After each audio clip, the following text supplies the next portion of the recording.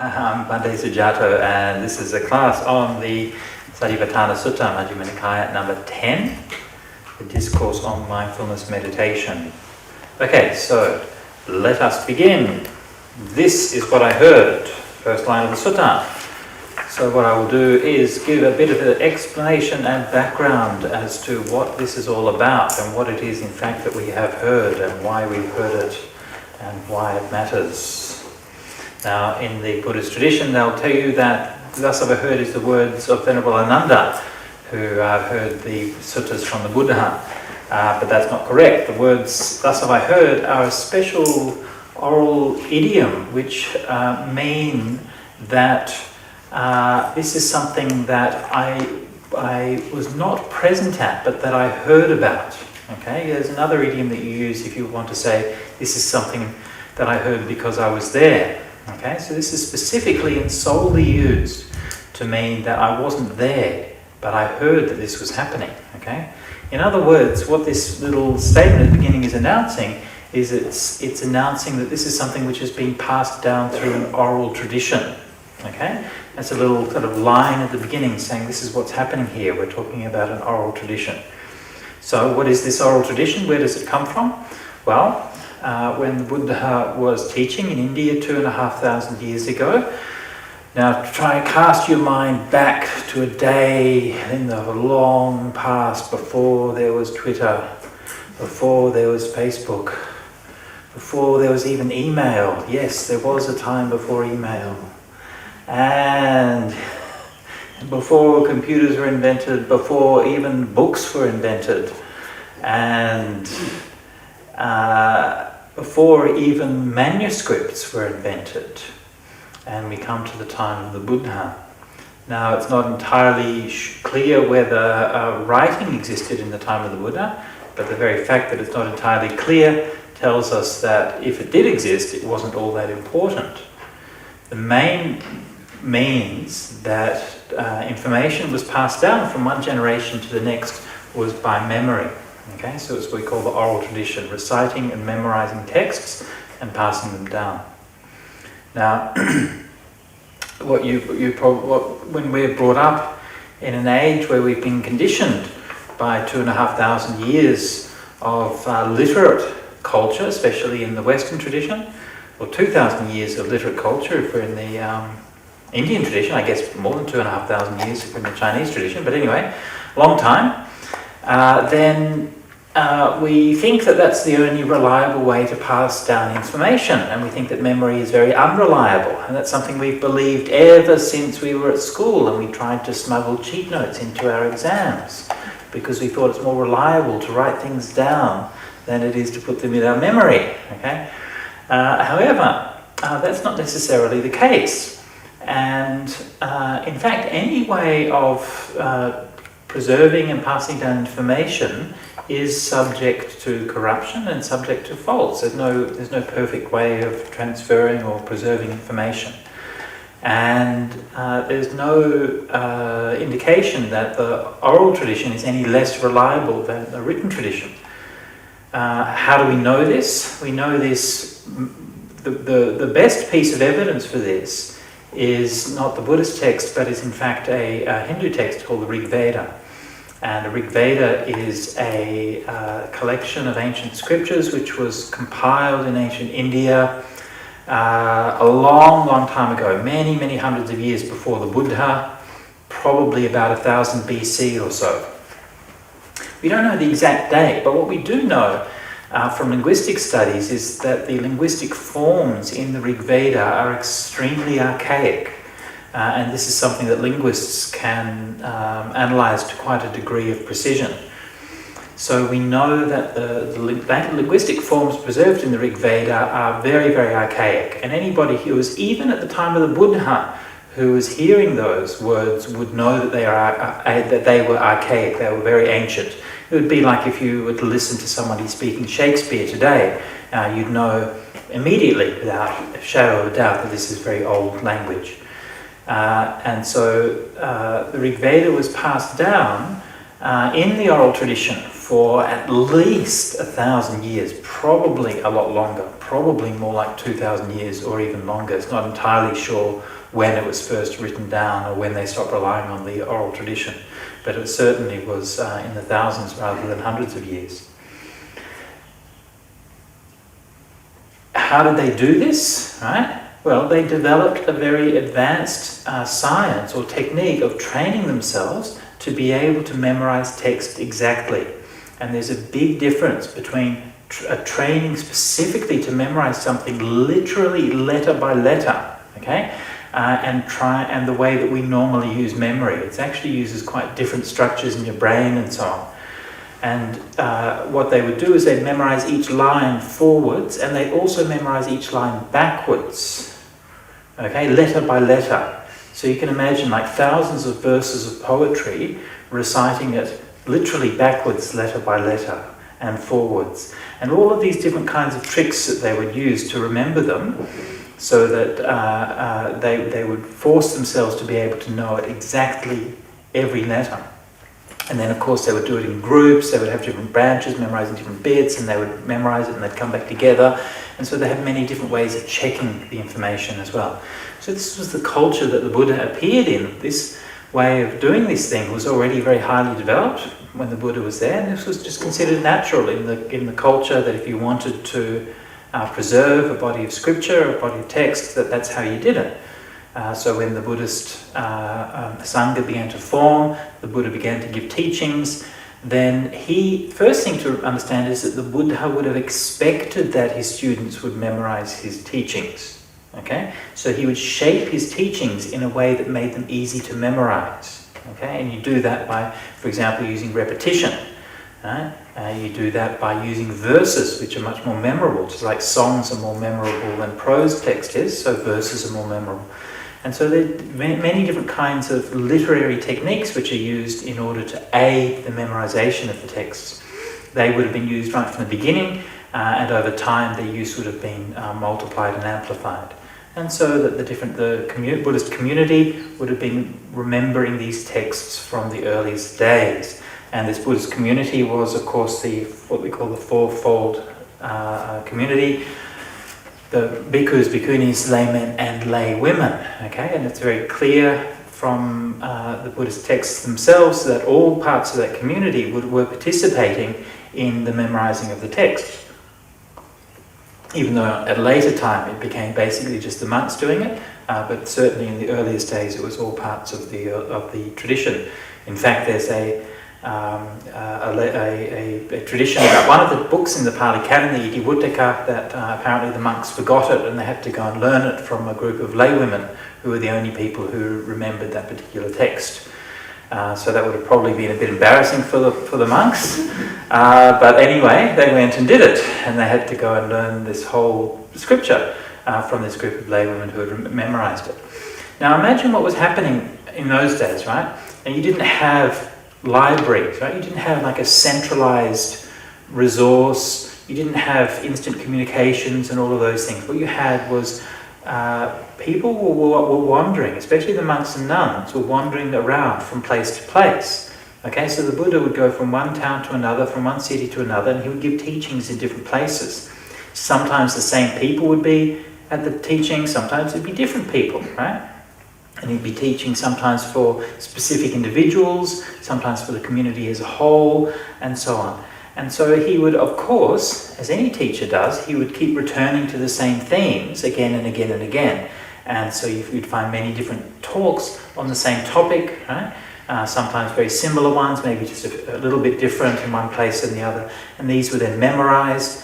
But you can imagine that, one monk, for example, might memorize a text in one town, and then they might meet up with another monk who'd memorized a text in another town, and then they might recite together, and they're like, oh, actually, it's a bit different, but it's mostly the same, right? Because, well, maybe the Buddha taught it a bit differently in those two places, and so on. So there's always been this kind of a degree of variation and adaptation in the texts from the earliest times.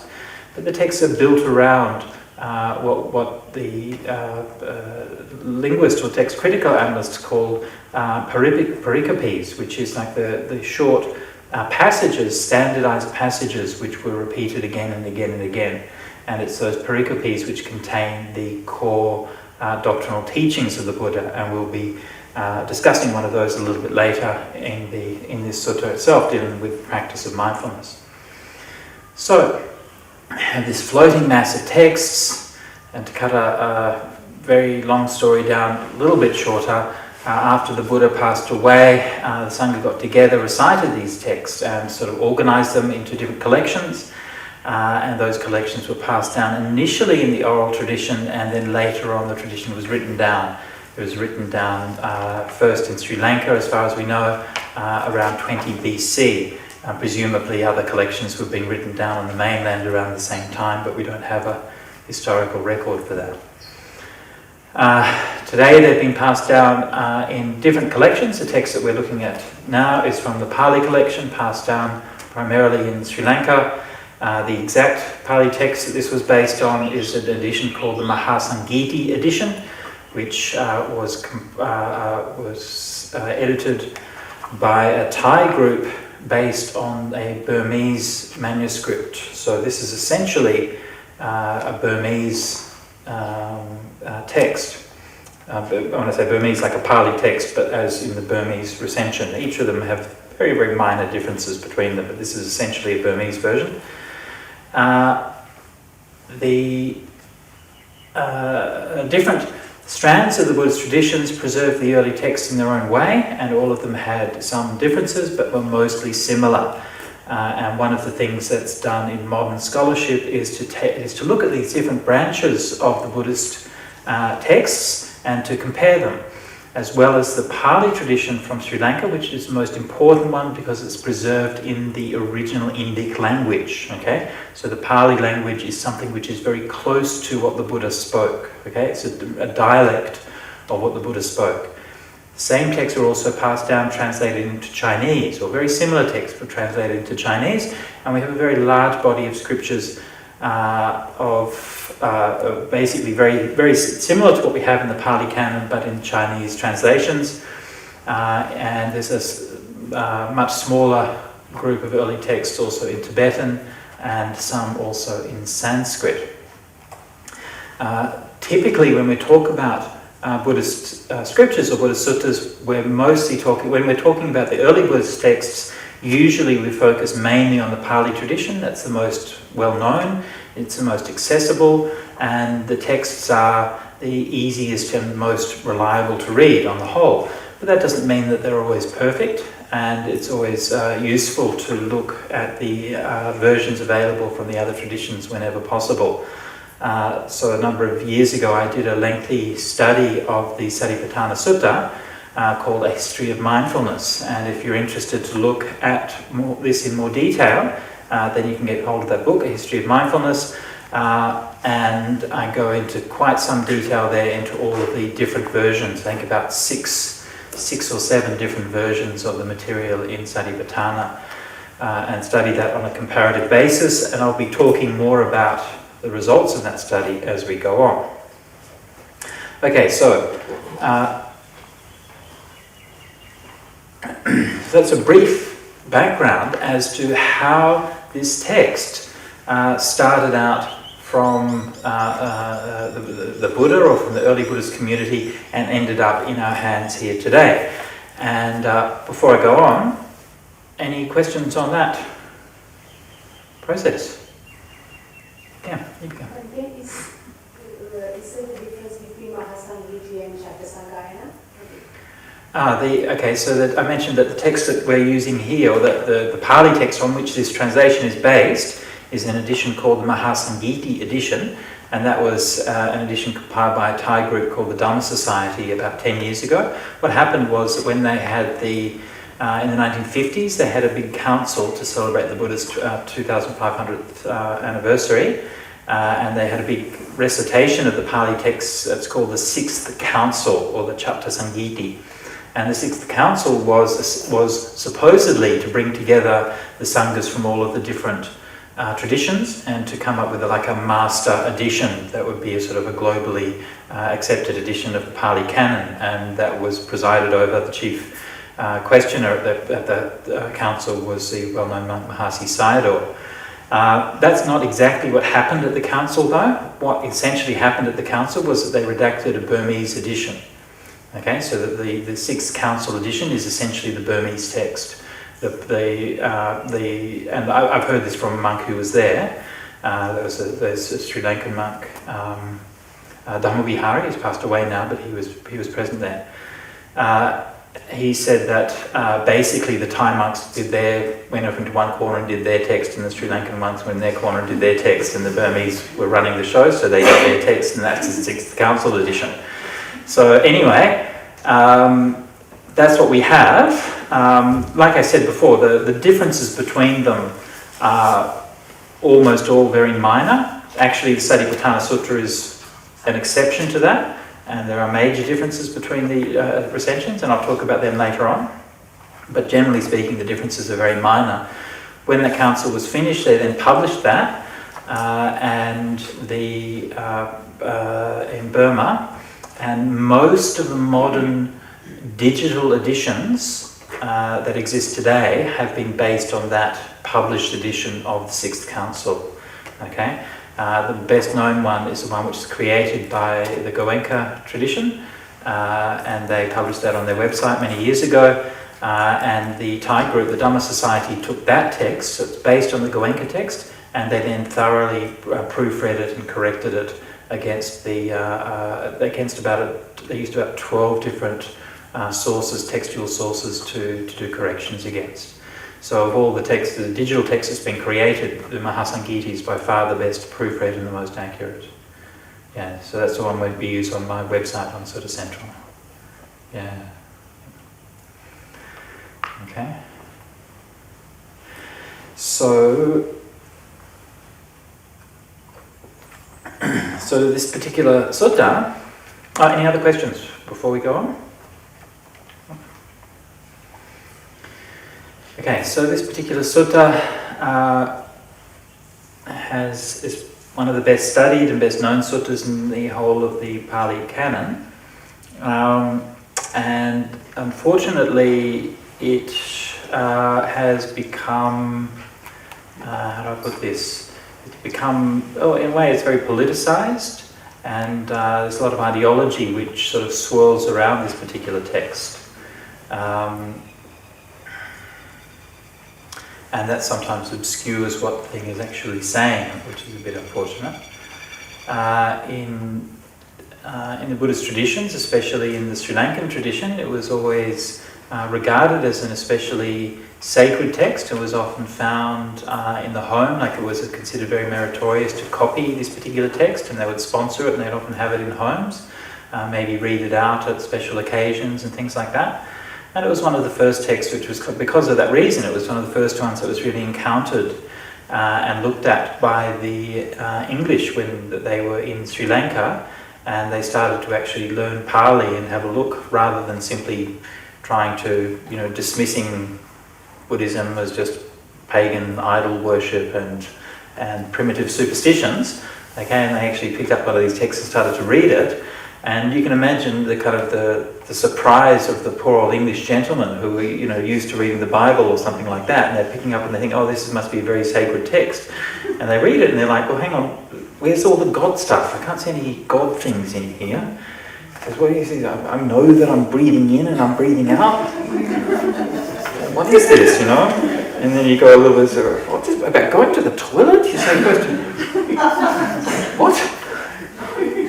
It's all a bit all a bit weird, right? And then all of this kind of stuff. I know what I'm feeling, and I know if I'm English, I don't have feelings. And so it's all kind of, it was very difficult to get your head around what actually is this all about, right? It's a very different kind of spiritual text compared to what you might be used to if you come from a theistic background, right? Just to reflect about that. There's no.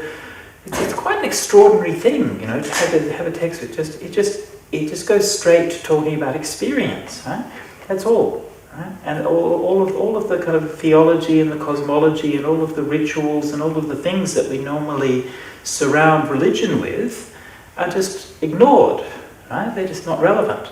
And it just goes straight to how do you look at your own experience and understand your own experience. And so for that reason, it's a very kind of powerful text. Now, the Satipatthana in modern time, in the 20th century, was used as the basis for the most of the 20th century meditation schools, particularly those originated in Burma, and especially the most famous ones, of course, are the Goenka tradition and the Mahasi tradition, both of which sort of claim the Satipatthānasutta as their kind of root texts. And even outside of those traditions, it's still very influential. When I did my detailed study of this, I'd begun my practice of Buddhist practice in the Mahasi tradition, and so I did a sort of detailed study of this sutta shortly after I arrived at the monastery, and I read a number of books and in-depth studies of it. I memorized the sutta in English and in Pali, and so it was always a sort of quite a major part of my own practice for a long time. But as I proceeded in my understanding and study of Dhamma grew, I began to realize that there were a number of quite critical problems with the sort of received interpretation of the text, and so I began to look more deeply, and that's why I began the research, which ended up with a history of mindfulness.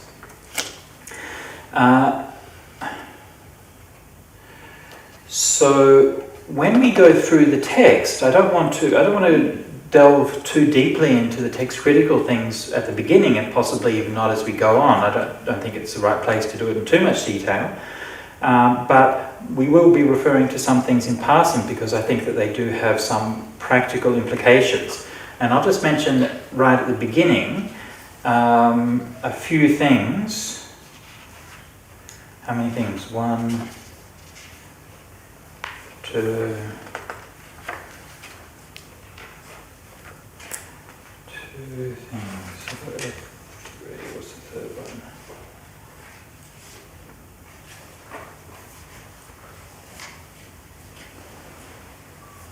Sorry, I'm just going through my mind the different aspects, thinking which ones I should mention right up front. Okay, I'll mention. There's 3 things in particular which I think are a bit problematic about this particular text, and which I think it's good to know some background before reading it.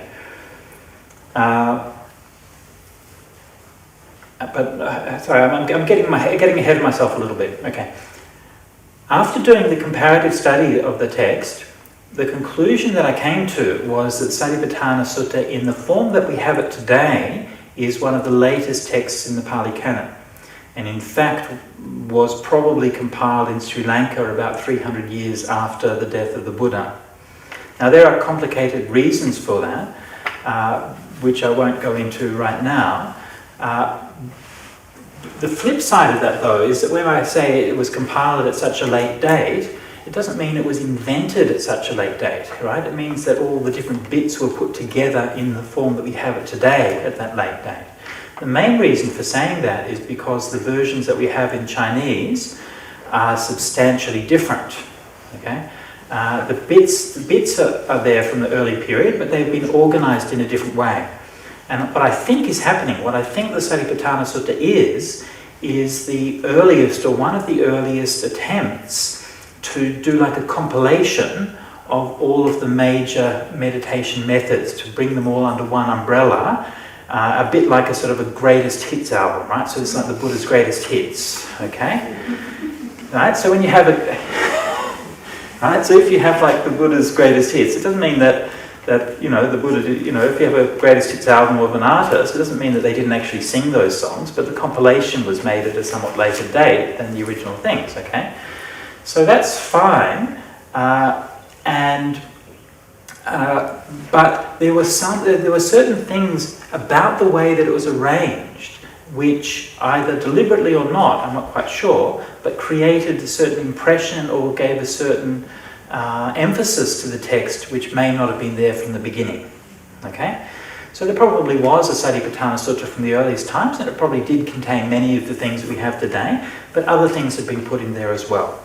Okay? Now the main things which are different, and which I'll mention at the beginning, number one is the sections on being aware of your postures.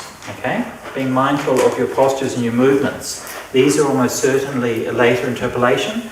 And the reason for that is because these practices are found very, very commonly throughout the Buddhist texts, in dozens, if not hundreds of other places, and every single time that they occur elsewhere, they always occur as a practice which is a way of preparing yourself for meditation.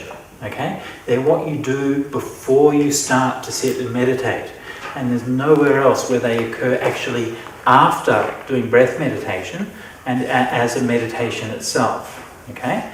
So you can see that makes actually quite a large difference. Okay? There's a big difference from saying something is a practice that's good to prepare yourself for meditation, and something which actually can replace meditation. Right? And this is what you hear sometimes people saying today, you don't need to meditate.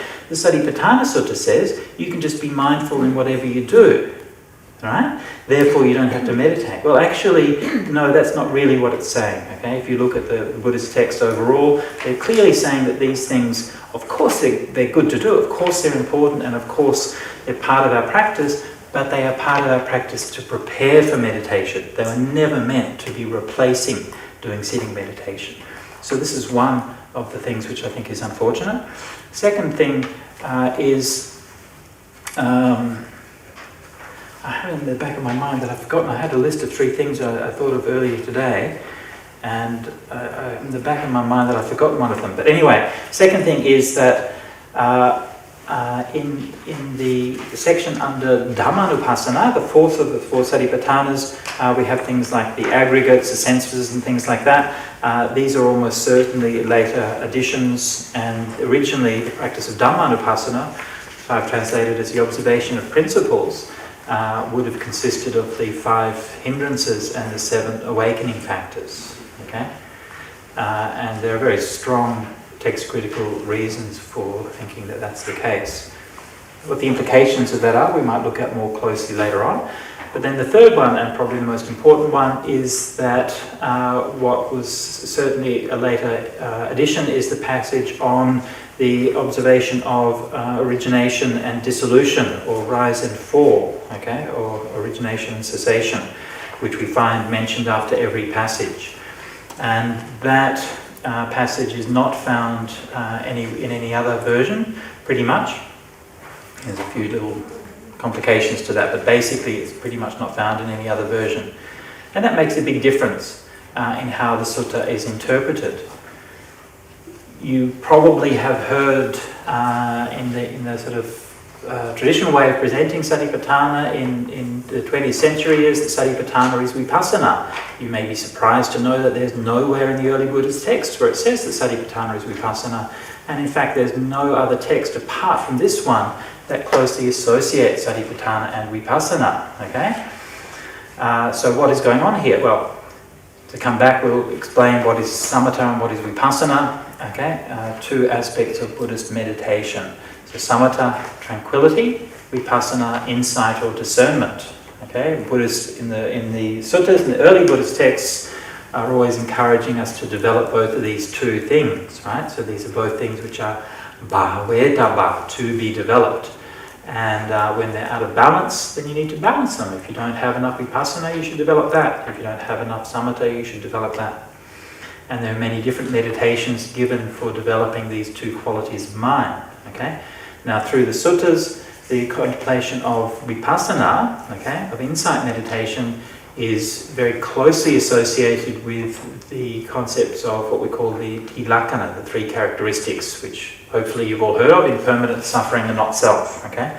And there are of course hundreds of suttas that teach this. Okay? Hundreds of suttas that talk about contemplating impermanence and contemplating not self and suffering and so on.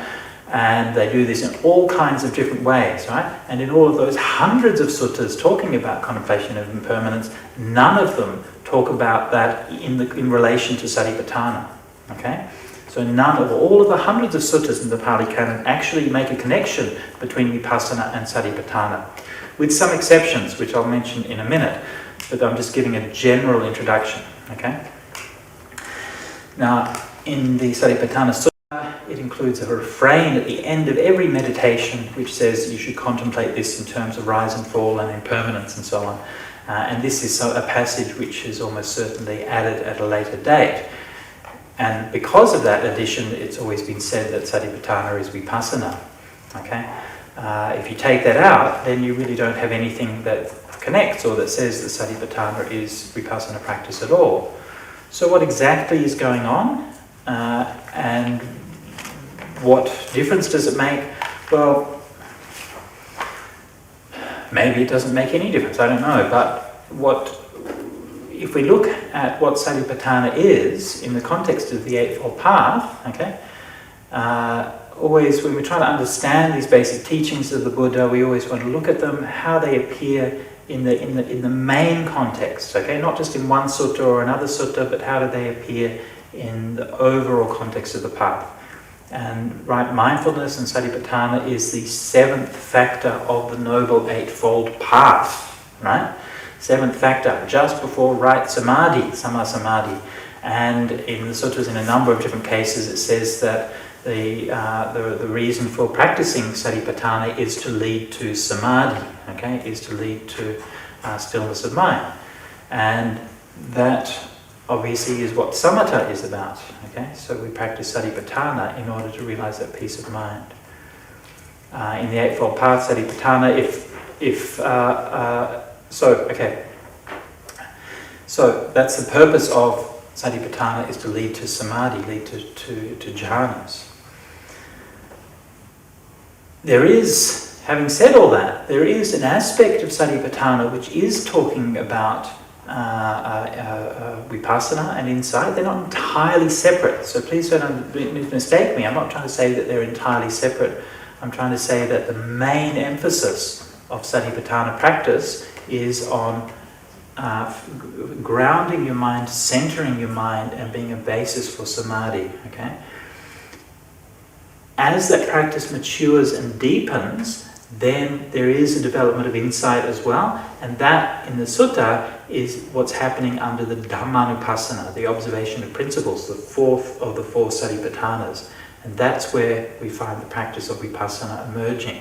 It's something that emerges from the practice of Satipatthana. So it's included there, it's an aspect of it, but it's not the whole thing. And so I think it's unfortunate that the Satipatthana Sutta has become so sort of central, and that its teachings have often been taught out of context of the meditations that are taught much more widely throughout the Pali Canon. Oh, I just remembered the thing that I'd forgotten before. I had forgotten something. Okay, so I've mentioned three things so far which the Satipatthana Sutta does differently to everywhere else. It includes the practices of mindfulness of your postures as a meditation rather than a preparation for meditation. It's added the extra practices to the Dhammanupassana, the observation of principles. It's emphasized the vipassana rather than samatha. And the other thing which is very important, it has a very, very different take on feelings than you find in the rest of the suttas. Okay? If we look at the rest of the suttas, in hundreds of cases, the practice of meditation is closely associated with pleasure. Okay? Countless times. In fact, the word pleasure or sukha is sometimes even a synonym for meditation in the suttas, right? The word sukha, if you say I'm abiding in pleasure, that means that you're sitting in meditation, okay? And there's so many words associated with pleasure, rapture, happiness, joy, uplift. All of these words are associated with meditation in almost every time that meditation is taught in the suttas. In the Satipatthana Sutta, it has a slightly different angle. It's stepping back from those feelings and it's looking at them much more objectively. And so it's treating pleasant feeling, painful feeling, neutral feeling as somehow equal. right? It's not saying one is better than the other, right? And so this is another aspect of the sutta which is quite distinct from almost every other sutta or meditation. So in that respect, it's not, again, none of these things is necessarily wrong. It's not a matter of being right or wrong. It's a matter of what's the emphasis, right? What's the perspective that you're getting on it, right? And so if you come to meditation, and in the modern tradition, as I found on my first retreat, that I was experiencing joy and rapture in my meditation, and it was basically frowned on. It's like, oh, you're going to get attached, and you shouldn't be experiencing that, and so on. I'm like, oh, what have I done wrong? I'm happy, and that's excessive, right? That's not what the suttas are saying. Actually, pleasure is something which needs to be developed through meditation. Okay, and so it's important that we don't just take one text and sort of replace everything else that the Buddha taught on meditation. Okay, we need to look at what this text says in the context of the wider teachings of meditation which the Buddha gave. Yeah. I was just thinking about the second time I met Goenkaji. Oh. He just said, "Be happy." So I'm just wondering if this emphasis on not being happy is coming from somewhere else. Quite possibly, yeah. I don't know. I mean, maybe not. He wasn't talking about when you're meditating, right, you should be in pleasure or anything like that. But I'm just wondering if there's another influence there. Yeah, and he from my understanding, he did have a very kind of positive and joyful presence. Yeah, so from what I hear. Yes, and I think it's something which, the impression that I get is that it's something which has become much more. I think that these teachings became much more dogmatic in lesser hands, and I think that they are not. Goenka is a little bit of a different situation because it's being taught by him through the videos and the retreats, but certainly in the Mahāsati tradition, it's been very much sort of popularized through, and so there's hundreds of monks who've been teaching the tradition and so on, and my suspicion is that I don't think that Mahāsati himself was as severe on these things as perhaps some of his students have been. That's the impression that I get, but I'm not familiar enough with the tradition to be able to say definitively. Yeah. Okay. It seems like there's a lot of people that follow that dogmatic approach, and I'm just wondering why that is. Is it being it's hard to understand why? Is it been working for them, or? Well, it obviously works to some degree, right? I mean, it's not as if it's completely wrong or anything like that. But it's certainly been very successful. I mean, the reasons for why it's successful it's been something that I've been talking about for a number of years, and it's actually become somewhat of a topic in academic circles recently, and there have been a number of more historical studies of this. Actually, a recent book came out called, what was it? Just came out. I just saw a review of it. I haven't read the book itself, but it's talking about how these 20th century forms of meditations replaced the traditional forms of meditation that were used in Theravada Buddhism, especially in Thailand. To cut a long story short, again, this is actually, just to reassure you, this is actually the short version, okay? To cut a long story short, remember that these were colonial times that these meditation techniques came up in, okay? The colonial powers have been all through Asia, and they've done their best to destroy all these religions, to dismiss them. They treated them with contempt, and they basically had said this is a load of rubbish, and this is just superstitions, and this is magic, and this is all of this crap, okay? And of course, the dirty secret is that they were largely right, okay? That most of the things that were actually being practiced were actually just superstitions, and were actually just black magic, and all of these kinds of things, okay? But of course there was a teaching underneath that which had a lot of all of the wisdom and so on of the Buddha. It wasn't what was largely practiced, right? So that the Buddhist traditions around the end of the 19th century, mid to end 19th century, began the phase of developing what we call Buddhist modernism. Okay, and Buddhist modernism or modernisms are any form of Buddhism that you and I have encountered are modernist forms of Buddhism. And modernist forms of Buddhism are essentially what the Buddhist traditions did to reinvent themselves in the face of the critique made by the colonial powers. Okay, and Buddhist modernisms take on many forms, but one of the essential characteristics that they all have is that they're rational. Okay, so they came out swinging, right? They didn't just sit there and take it. They said no. They said Buddhism is the rational religion. Okay, we're not about God and all of these rituals. What is this wine into blood thing anyway? Okay, and they came out and said, actually, this is about a perfectly rational psychology. It's about observing your mind states, understanding the nature of causality, and so on. And so you have this very familiar modernist rhetoric. If you read a book like, say, what the Buddha taught by Walpola Rahula, a sort of classic text of Buddhist modernism, but similar ideas were taught widely in Japan, Korea, Vietnam, everywhere across the Buddhist world. Okay. Now, when that came to the meditation circles, what they said was actually what was going on in a lot of the older meditations. Okay. Older meditations, and if you're in Thailand, okay, I'll give you an example. What's a traditional meditation in Thailand? Well, I'll tell you a story from when I was staying in the very easternmost tip of Thailand, in a place called Pujongkong. And in Pujongkong is one of the most remote villages in the whole of Thailand, and one of the least reached by modernity. And on the river there's a little village called Kantaguyen, which is just on the Mekong River overlooking Laos. And when I was there, early 90s, they had one telephone in the village, right? I mean, it was a place where, modernity hadn't penetrated all that far. Now, in the local village, the village of Kantaguyen, there was a monk called Ajahn Sangwon, and one of the monks once asked him, Ajahn, how long have you been staying here in this village? And he just looked at him and said, Loi Jetsipbe. Means 170 years. Okay?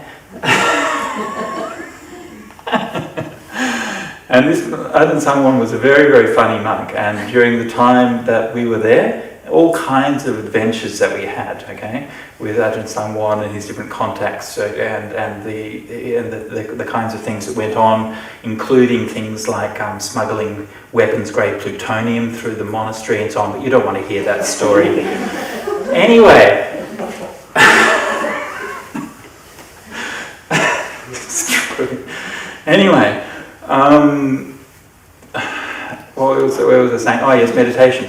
Now, the story that I heard from one of the senior Western monks at the time was saying that he was sitting around with one of the other local monks, the Ajahns, one of the local monasteries, and the other Ajahn had said, it'd be really good to be able to predict lottery numbers.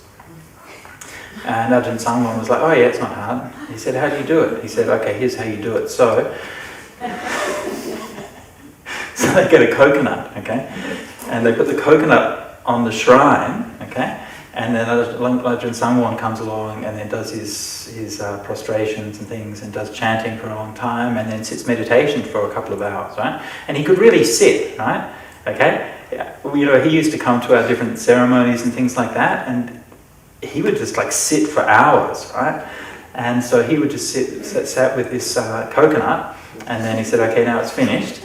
And then when it was finished, they broke the coconut open, and they looked inside the flesh, inside the shell of the coconut, and they see like these indentations, which sort of looked like number-shaped, okay? So then they could buy the lottery ticket, and apparently they won the lottery for those numbers, yeah? So there you go, that's how you do the whole lottery prediction thing, okay? So this is an example of what they call Buran Kamatan, it's an ancient style of meditation. There are many different ways that this was done, but a lot of them involve this kind of magical, almost tantric practices, which were very sort of frequent throughout that area. And so when in the 20th century, what they did, they came along and said, no, meditation isn't for putting curses on people, it's not for predicting lottery numbers, it's not for developing magic and psychic abilities, it's not for all of those things, it's for a scientific understanding of your own mind and body, okay? And so what the emphasis very much was on a sort of a clinical and detached observation, okay? Rather than, and so emotions tended to be put to one side because emotions are messy and unscientific, okay? Especially those days. Yeah? These days in modern psychology, people have an understanding of the role that emotions play. But it's still an issue, right? I mean, if you've been following the news recently, there's this issue about, is it okay for women scientists to cry? Okay? You saw that thing that the scientist was basically lost his job because he said, oh, you can't work with women scientists, they're always just crying all the time. And, right? But then the interesting thing that happened was that then a few days ago there was a climate change panel, and one of the scientists on there was became so emotional about what was happening that she cried. Okay, and it so happened she was a woman, right? And she was a scientist, and she was actually crying because of the tragedy of what's happening. And then, well, is that, and then that becomes an issue, right? Is that something that you could do anyway? So that relationship between emotion and reason has always been fraught in the West. So this is one of the ways that the vipassana meditation was made acceptable, it was made modern, it was made rational, it was made scientific. Right? You divest the emotions out of it, and it's about a sort of a clinical observation of your mind and body. Yeah? And so that was very successful in the traditional Buddhist countries, and it also became a very successful selling point for being able to import meditation to the West. Right? And we shouldn't underestimate how successful that's been. It's been incredibly successful, and that has been the basis that's then allowed the Western interpreters of that meditation, people like John Kabat-Zinn and others, to then apply it in psychology, psychotherapy, to take it into hospitals, take it into prisons, take it into schools and so on, and all of the things that we've seen today. Right? And that ability of us today to be able to take meditation into all of those environments, okay, began with this modernist reform. Okay, so don't underestimate how powerful and how influential it is. Okay, it's very, very important. And so when I'm saying that the text has been in some ways misinterpreted and so on, please don't understand that I'm not trying to sort of put this down or to belittle the achievement of the people who've done that. I'm just trying to say that it's not the whole story, and that there's more to it. Yeah. Yeah. Are you saying that the Satipatthana only achieves the iconic status through Reform Buddhism, or was it iconic before that in Sri Lanka? It seems to have been before that, as far as I can tell. I'm not exactly sure of the history, but certainly in the 19th century it seems to have been widely copied and distributed around homes in Sri Lanka, and I'm not sure how far back that tradition goes. Just wondering why something that deals with the penultimate step of the path has achieved sort of iconic status compared to the sutta on samadhi. Right, exactly. Why that sutta rather than something like Samanyapala Sutta, for example, or there could be many others which have, and I'm sure that there's a rich tradition to that, when I don't know what that is. Yeah. Pretty basic question actually. When you said at the start that something like mindfulness of the body, was for preparing meditation, not to replace it. Mindfulness of the postures. Postures, Yep. Okay. So is that just the postures? It's not referring to the other ones like the feet? That's right, yeah. Mind. It's just the Yeah. postures. Okay. Yep. Yes.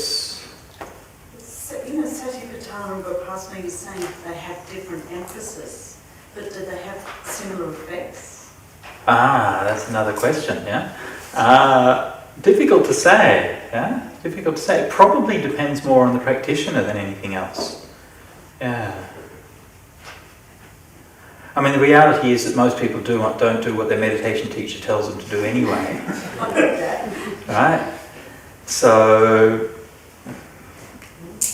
I think it does have different effects, and I think in some cases, I think the dry vipassana approach is not very useful. I think in many cases, obviously it is, but certainly, one thing that we find as meditation teachers, and we've talked about this many times, is that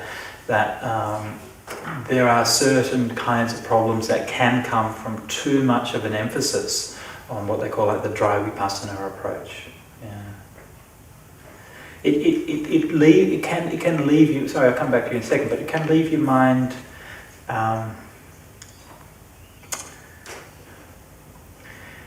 It can be too much, It can be like it's just too much dukkha, too exposed, and so like the samatha practice and the experience of the pleasure and so on, it gives you a way of easing into it. It's kind of a more balanced approach. So for some people it seems to be okay, just very kind of barely, you just look at everything and that's just reality and just deal with it. But a lot of people, they need a lot more of a cushioning into it. Yeah. Sorry. So I'm not familiar with vipassana, so can you elaborate more about what is it in summary, and then what's the difference in this case? Okay, so there's two kinds of meditation, samatha and vipassana. Right? Samatha, tranquility, vipassana, insight. Okay, so when we're talking about vipassana, what we're really talking about is understanding impermanence. Okay, understanding conditionality, understanding suffering, understanding not self. Okay, so when you meditate, you look at, for example, and we'll look at different examples of how this works later on. So there are many different ways of doing it, but you might look, for example, at how your senses are impermanent. Right? You see something, and then a minute later you see something else, or a minute later you hear something, and these are quite separate. And so you're looking at how your experience is made up of all of these separate kinds of consciousness, kinds of awareness, and that these are always changing. Okay? Whereas with samatha meditation, you tend to focus on something which is very peaceful and very soothing. So you maybe focus on the breath or something like that, and that tends to make your mind very peaceful. So that's a kind of generally the different approach. Yeah. When you were responding to the question about the popularity of these, you mentioned another one. Sutta. Yeah, Digha Nikaya number 2. That's it's a magnificent sutta in a number of different ways, but that presents what we call the gradual training, and the gradual training as a framework for meditation is the main framework for practicing a meditation found in the suttas, and Digha Nikaya 2 in the Pali canon is the main source for that. Yeah. So I mean that's also a very famous one in the Pali tradition, but it's not as iconic as the Satipatthana. Okay. So I know this is all a bit heavy on the theory and so on, so don't worry if you don't get everything that we've been talking about so far. Mostly, what I've been talking about, I guess, is mostly aimed at the more experienced meditators and so on. I think if you approach this particular sutta from a background of having been in the vipassana traditions, you probably will have a lot of preconceptions about what we're going to be doing and how we're dealing with the text. And so I wanted to mention this up front so that you could sort of know that I'm approaching it from a somewhat different direction, that's all. But if there are things about what I'm talking about which you didn't understand or which didn't have enough context, don't worry about it too much. It'll become clearer as we go on, okay? All right.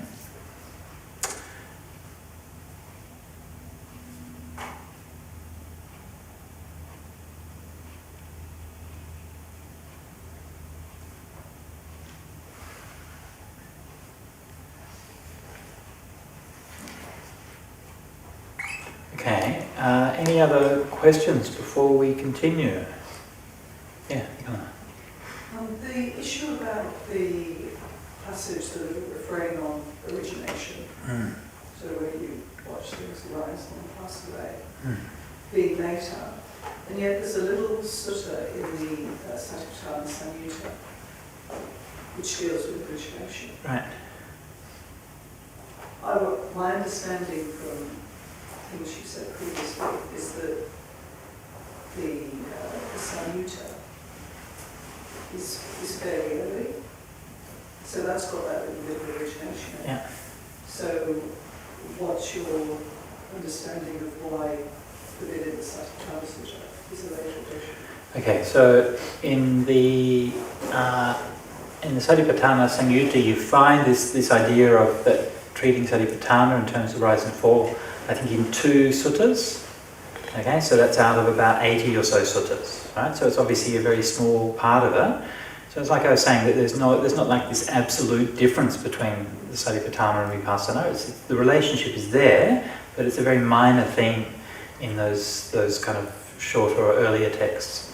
And it was from there that it was taken and then appended in the end of each refrain in the Satipatthana Sutta. Okay, and so you can see it's not necessarily inventing something new, but it's shifting the emphasis quite a bit.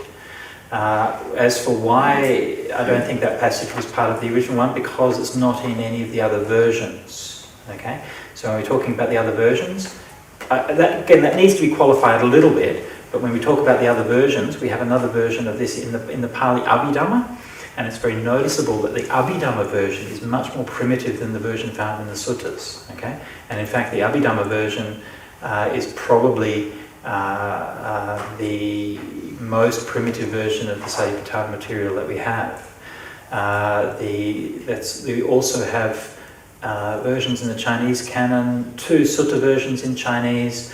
We have, I think, I can't remember now, 1 or 2 Abhidhamma versions in Chinese, and we have also a version in the Prajnaparamita Sutta, which is very interesting, okay, but quite unusual, right? So Mahayana Prajnaparamita Sutta, obviously a much later sutta, but if you read this passage, instead of saying here a bhikkhu walks out and comes back, it says here a bodhisattva walks out and comes back, and it's basically exactly the same as the Satipatthana Sutta. It just put bodhisattva there instead of bhikkhu.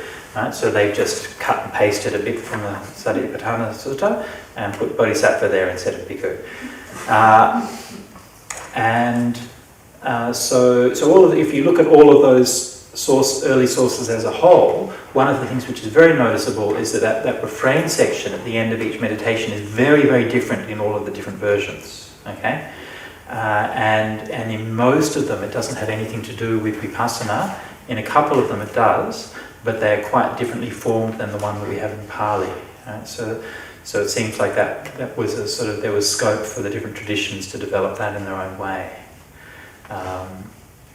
So that's the main reason. So does that mean that practice of contemplating the 3 marks of existence doesn't actually belong with samasati? It actually belongs later with samadhi? No, it belongs even later than that. It belongs under, literally under right view of the Eightfold Path. Okay? So the right view is the wisdom factor of the Eightfold Path. So that contemplation of impermanence begins as understanding the theory of impermanence, like discussing it and reading it and so on, and then applying in meditation, deepening it, and then finally through realization. But all of which are part of the deepening of the right view of the Eightfold Path. When you say belongs there, what do you mean by belongs? Good question. Belongs there. Theravada has had a long history of wanting to classify things. Okay, so you want to make things nice and neat. So you put things, these things belong to that thing, this thing belongs to that thing. And that's of course fine as far as it goes, although the mind is usually not quite as neat and tidy as that. Yeah? So when the Noble Eightfold Path is analysed, there's a number of suttas where it's analysed that the Eightfold Path is divided into 3. And so there's one section according to what we call Sila Samadhi Panya, ethics, samadhi and wisdom. Okay? And so the wisdom section is the first 2 factors of the Eightfold Path. The ethics section is the next 3 factors, and the samadhi section is the last 3 factors. It's right effort, right mindfulness, and right samadhi. So that's what I mean when I said it belongs. Yeah. Not that it only occurs there. Well, you know, it kind of, Hangs around. it hangs around. Yeah. I mean, this is the thing with right view. Is right view informs the whole path, right? So right view is with all of the other factors of the Eightfold Path, and is deepening in that whole practice, right? So even though it's the first factor, it's not as if you, or first of all, I get my right view, and then I'm going to stop doing that, and now I'll do my right intention, right? So it doesn't quite work like that, but that it's part of that thing. So, you know, certainly these things are always there, right? I mean, it can't not be there, okay? Once you've heard about the truths of impermanence and so on, of course it's going to be there, and of course it will come up in your meditation, and of course when things happen in your meditation you'll see them through that way, right? And of course your understanding of impermanence will deepen, even if you've never heard the word vipassana, right? Right? Yeah, it can't help but happen. Yeah? But when we're talking about vipassana in the meditation, what we're talking about is more like specifically doing kinds of meditation whose main purpose is to deepen that understanding of impermanence, okay? Which is how Satipatthana is usually presented, whereas the perspective I'm trying to offer here is that the main purpose of doing Satipatthana most of the time is for peace of mind, is for samatha.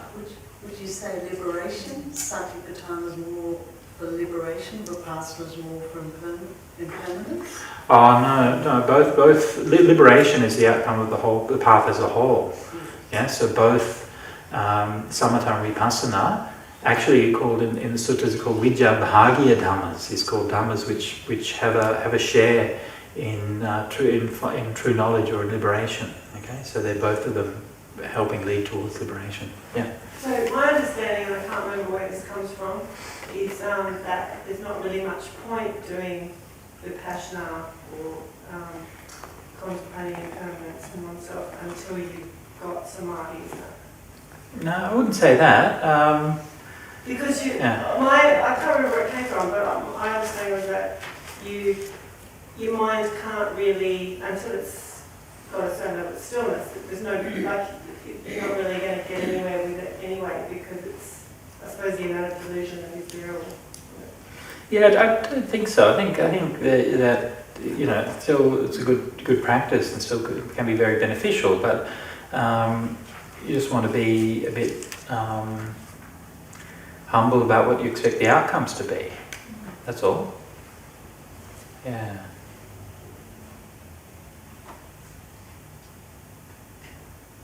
So Bhante, is that, just to refer to the text, is that why you say to witness nirvana in that second paragraph? Because I've never seen that translated in that way. Okay. It's often, as you say, in other traditions, it's presented as the way to liberation. And in the Yajnavalkya tradition, some of the teachers deny that jhana is either important or happens. Yajnavalkya teachers say to me, we do not teach jhana, you don't need jhana, this, that, and the other. Whereas this is a bit of a kick in the face to them, to say that Satipatthana is just so you can witness nirvana. That's not the same as being released from dukkha. Isn't it? Wow. Sorry? Well, just to witness something is not to absorb yourself in it, is it? You may be over-reading the translation. Yeah. The Pali term there is sachikaroti, which is literally to see with your own eyes. Yeah.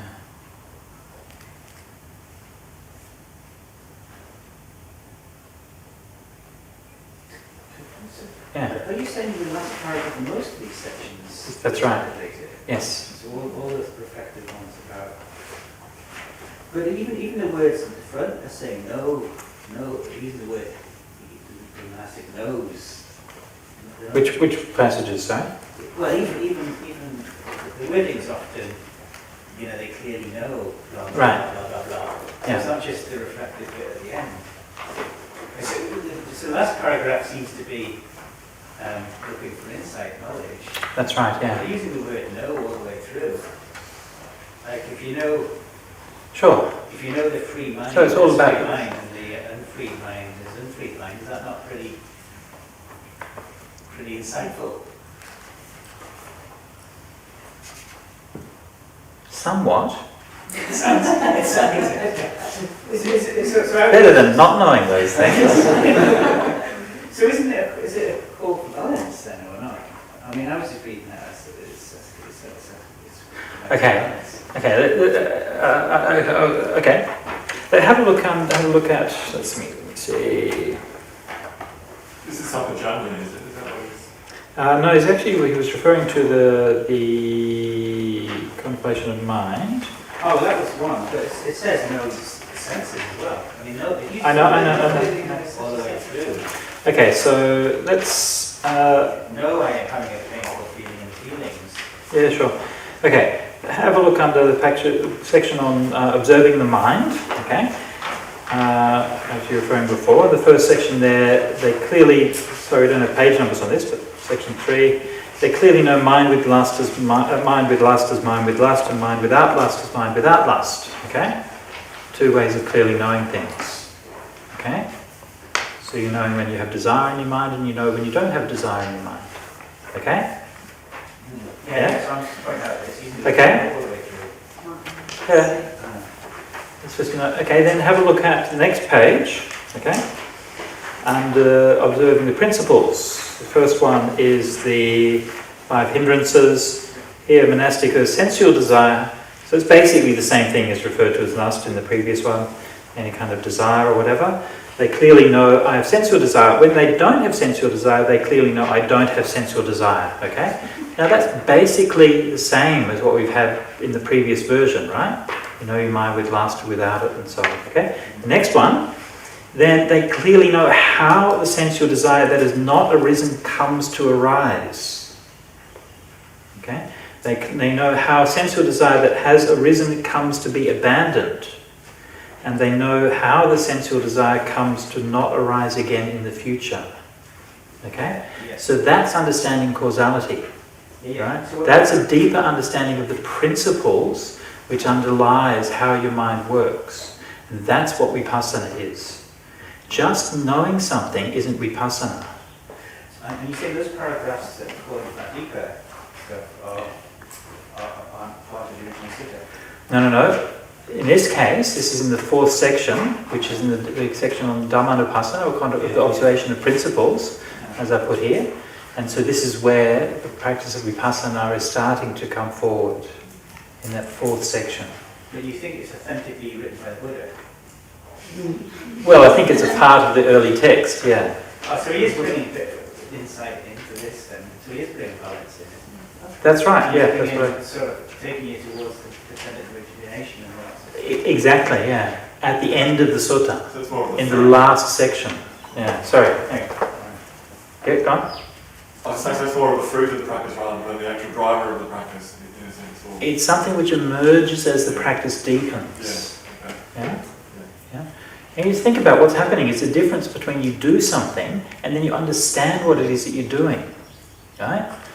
And this is, I mean, you just step out of the field of meditation and just look at how anything happens in anything, right? If you're cooking pancakes, right?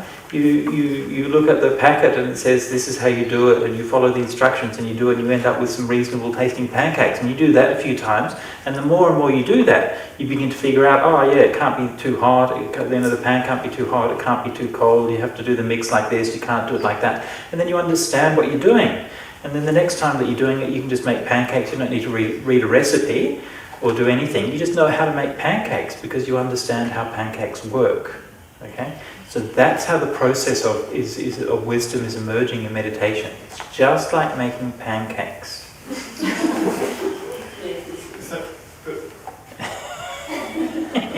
Also, sensual desire has arisen in it. See? Wanting of pancakes. But so with the sort of later additions to the earlier parts of the text, and where you're saying that it's emphasising vipassana, I can see what you're saying there, but does that necessarily therefore mean that instead of samatha? Well, I don't think that was necessarily the intention. I think it almost certainly wasn't the intention when the text was originally compiled, but it became used in that way in the 20th century. Right. Yeah. I mean, I think if you read the Pali Canon as a whole, there's still, so many hundreds of suttas talking about jhanas and things like that. And that's not just the case in the suttas, but even in the classical meditation book in Theravada is the Visuddhimagga, and the whole middle third of the Visuddhimagga is all talking about how to get jhanas. Yeah. So it's not as if it was kind of absent from the tradition at all. Yeah, that's what you're saying. Yeah.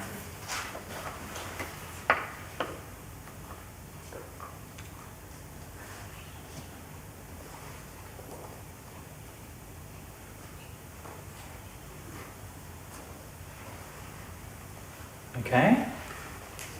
Any other questions? Just the one in that phrase, how the abandoned sensual desire comes to not rise again in the future. This is talking about what, arahant? Yeah. Or anagami, technically. So so we say when you understand that, you're talking about you understand the mind of an arahant because you are one? Pretty much, yeah. Yeah. I mean, at the highest level of understanding, yes. Yeah. Okay, any other questions? We're still on the first 3 words of the sutta.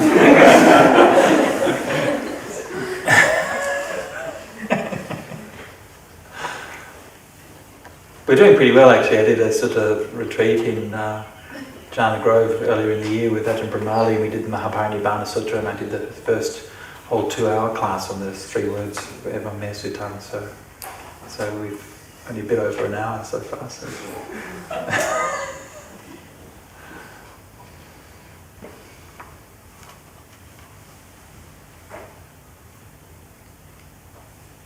Okay, everyone happy with that? Yeah, anything you want to, we will go over those themes more as we proceed, so we'll keep on coming back to those ideas. So this is mainly just setting the scene. Okay, so let's go on and have a look. Okay. So we still are actually on the first words of the sutta, and that is to just talk a little bit about the translation. Now, of course, may come as a surprise to you, but the Buddha didn't speak English. I know, amazing, huh? And so he was talking in Pali, or something very like Pali. In fact, I think he probably taught in different dialects as he travelled around the place. But anyway, this text was passed down in the Pali language.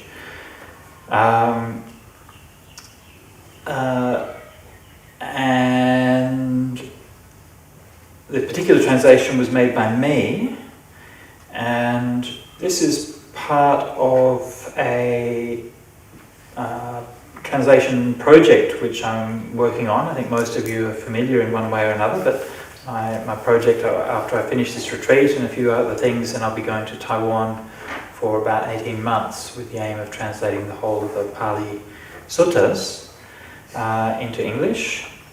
And when this retreat was coming up, I thought, oh, that's good, I've got some guinea pigs. So you're all my translation guinea pigs, okay? So I thought, well, I'll do a translation of this sutta so that, we can then read from this and you can give me any feedback, anything which you like or don't like or understand or don't understand. My aim with doing the translation is to try to translate something in simple English, to try to make the meaning as clear as possible. And so I've tried throughout to simplify the vocabulary and to make the syntax, the expressions and the idioms as natural as possible in English.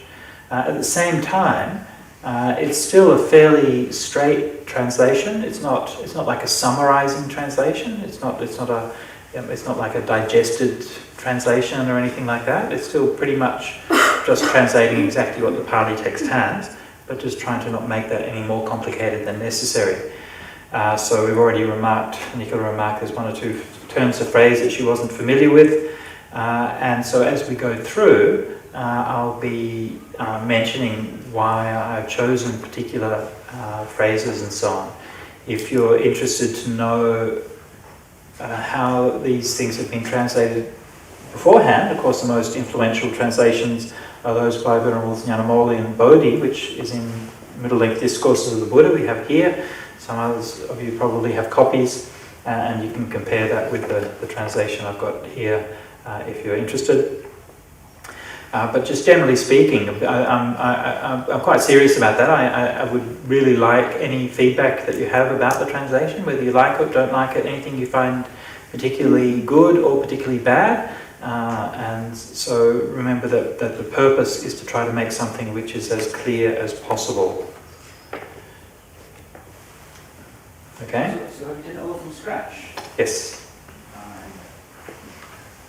mean, you used the word observing instead of contemplating. Yes. Yeah. What do you think of that? Well, I'm aware of my metaphor that I gave you. The shepherd is too active. Uh-huh.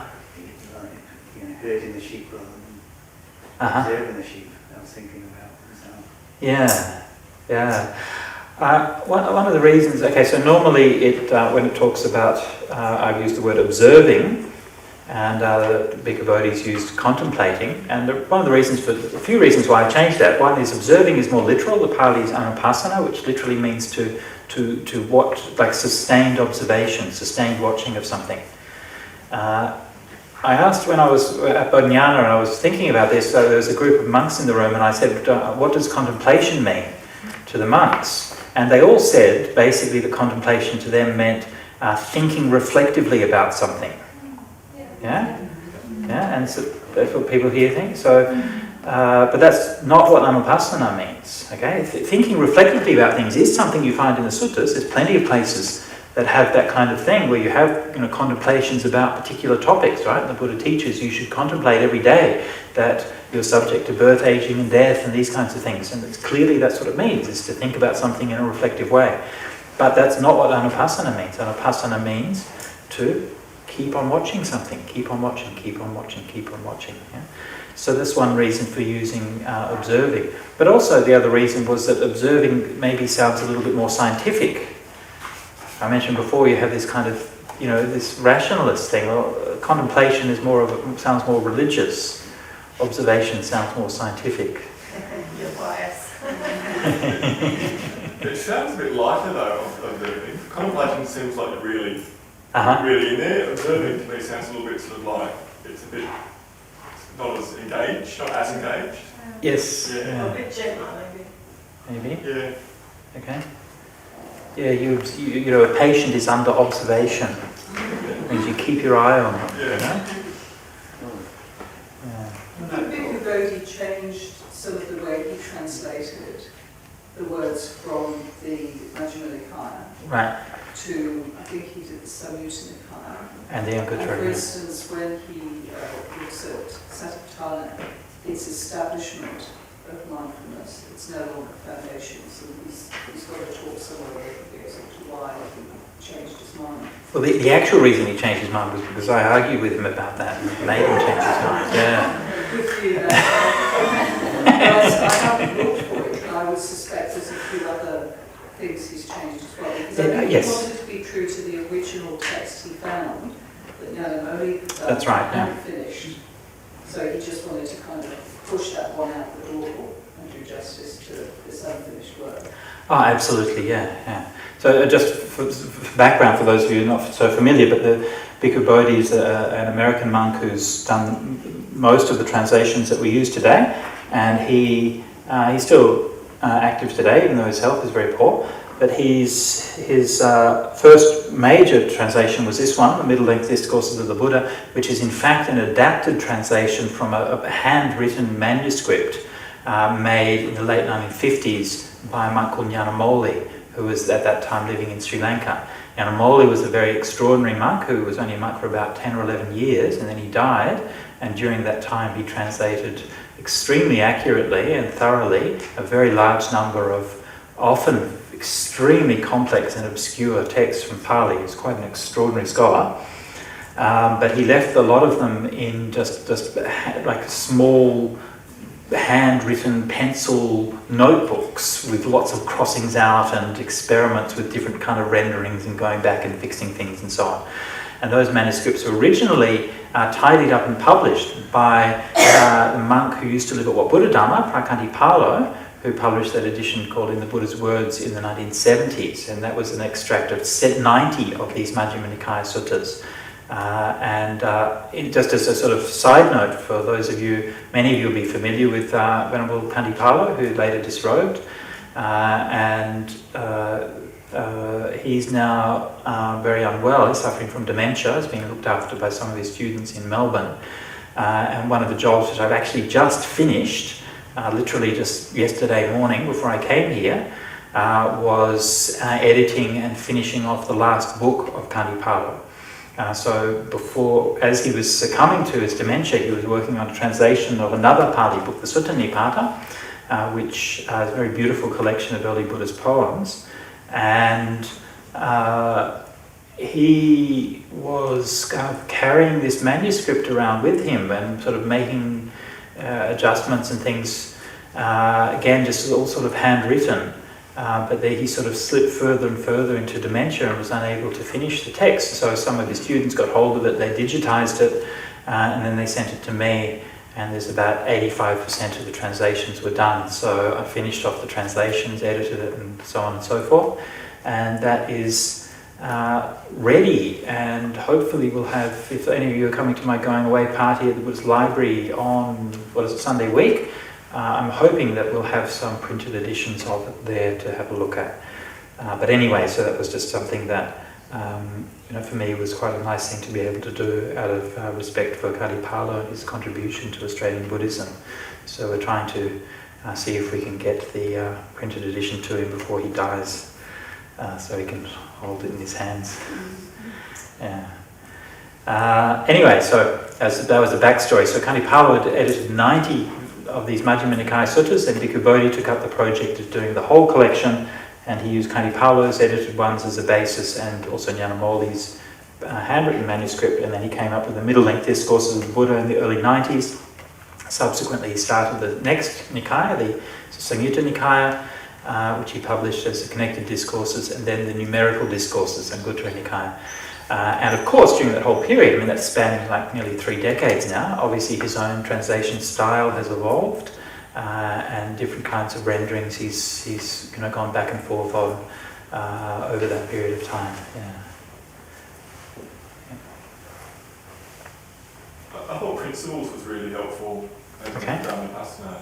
It seems such a good idea, why no one come up with it before, actually. Yeah. Like that. Yeah, that actually, thank you. That translation that's based on a suggestion by the scholar A.K. Warder, who was one of the great scholars of Buddhism as a whole, and he did a long, very detailed study of the Dhamma. The Pali word is Dhamma, and he was the one who suggested that in many cases, the Principles is a good translation. Yeah.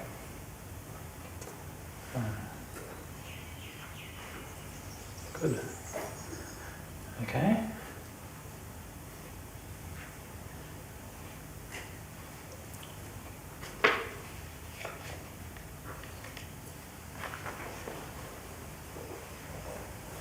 Okay, let's go. Shall we see if we can make it to the end of the first paragraph? What do you reckon? Let's be adventurous.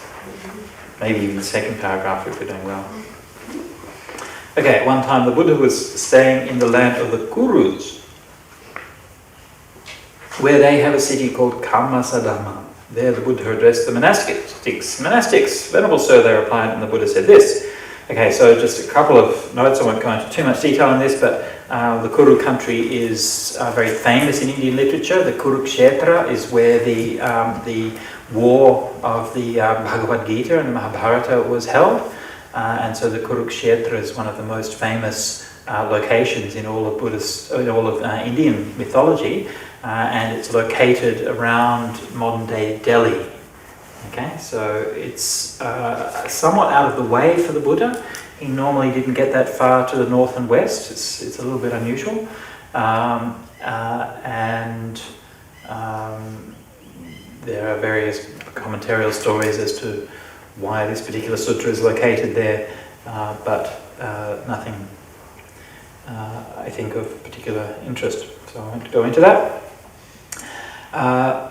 Any questions on Kammasadhamma? Anything? It appears in a couple of suttas elsewhere, but not all that common. There the Buddha addressed the monastics. So here I'm using the word monastic instead of bhikkhu, and we discussed this a little bit earlier. Most of the Buddhist suttas are addressed to the monks. Okay, and so it says bhikkhus, bhikkhave. It's one of the most commonly found words in the whole of the Pali Canon is bhikkhave, and of course it's a bit unfortunate that the suttas are very sort of gender biased, right? And Pali has a very strong tendency to favour the masculine gender.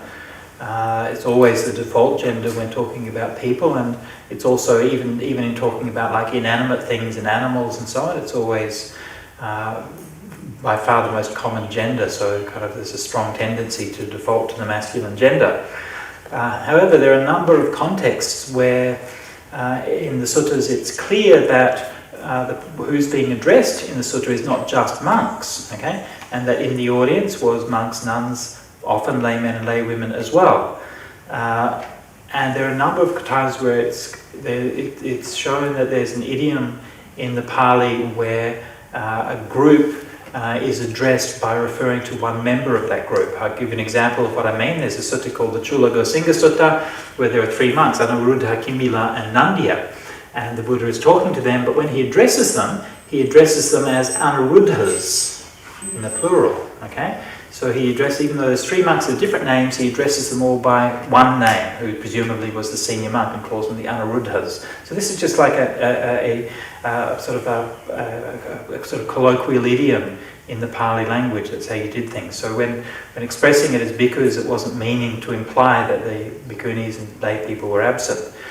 So this was something which was discussed by myself based on a paper, some discussion between myself, Venerable Analayo and Venerable Ananda Jyoti late last year, and we sort of seemed to sort of agree that it's not merely more inclusive to translate it in a gender neutral way, it's actually more accurate as well. The Pali wasn't meant to be exclusive in that way. In fact, one of the versions of the Satipatthana Sutta in Chinese says it is addressed to bhikkhus and bhikkhunis. So that's actually explicitly mentioned. And somebody said earlier that the commentary says that actually bhikkhus just means any practitioner here, so we should address it to practitioners instead of to monastics. Yeah, maybe. That's a kind of a bridge further, you know. That's like I'm not sure if I'm willing to take that step or not. What do you think? Is that a good idea? Yeah, well, you're biased.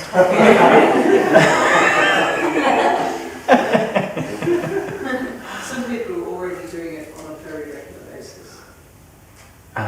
Using practitioner. Yeah. So you wouldn't be the first and the third. Yeah. In the Western side, Joseph Goldstein, for example. Yes, so IMS in the States are quite strong on this, and a lot of his talks where he sort of goes into this that I've listened to, he makes a point of saying bhikkhave means anybody on the path. Actually, that's one of his translations, not just practitioner, anybody on the path. So of course you could go into what you consider anybody on the path to be. But his term is deliberate, very inclusive, and I think that's because he knows he's got quite a broad. Oh, of course, yeah. And he doesn't want anybody to feel shut out by all this sort of technical stuff that, in many cases, is only going to apply to monastics, because there's a limit to what you can do in that environment. Yeah.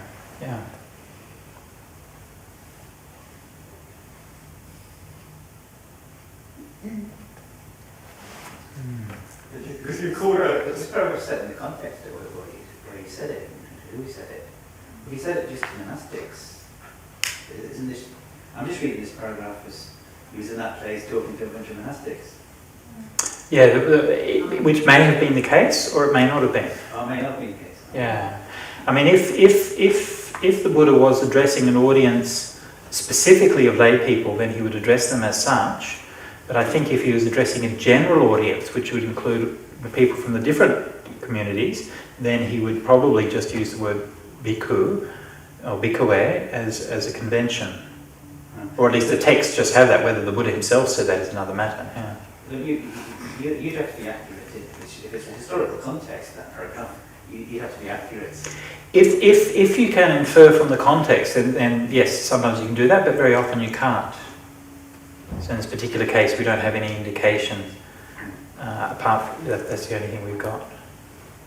So in this case, we've only got the name of the city. So in some of the other suttas, you've got that Anathapindika's path or Jeta's grove or whatever. Right. So there are some locations where it's more likely just to be monastics because it was a place maybe where they were the regs, whatever.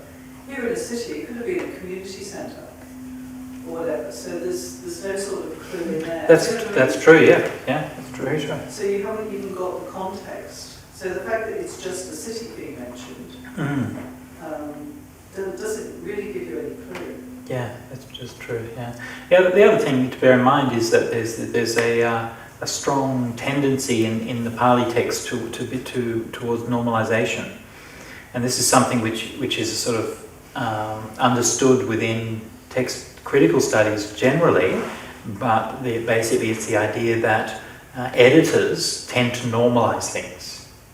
Okay, so for example, when Tolkien published The Lord of the Rings, he spelt elves with a V, and then his publisher said no, it has to have an F in there. It's elves, and he hated elves, right? And so he had to sort of trying to get them to keep the V there, which is actually a more archaic form of English. Right? But the same thing you find always all manuscript traditions and all textual traditions. So in this case, bhikkhave is actually a very interesting word because it's not actually Pali as such, right? It's actually Magadhan or something like Magadhan. The standard Pali form would be bhikkhavo, which you find in some places, but most commonly in the sutras you always find bhikkhave. So then the question is, why is this a very rare occasion when the Magadhan, the Eastern form, has been preserved in a Western dialect? Yeah? My suspicion is because it was very closely associated with the voice of the Buddha. It's probably in the accent that the Buddha used and became so closely, was used so many times right throughout the suttas that it resisted that change to be standardized to bhikkhavo.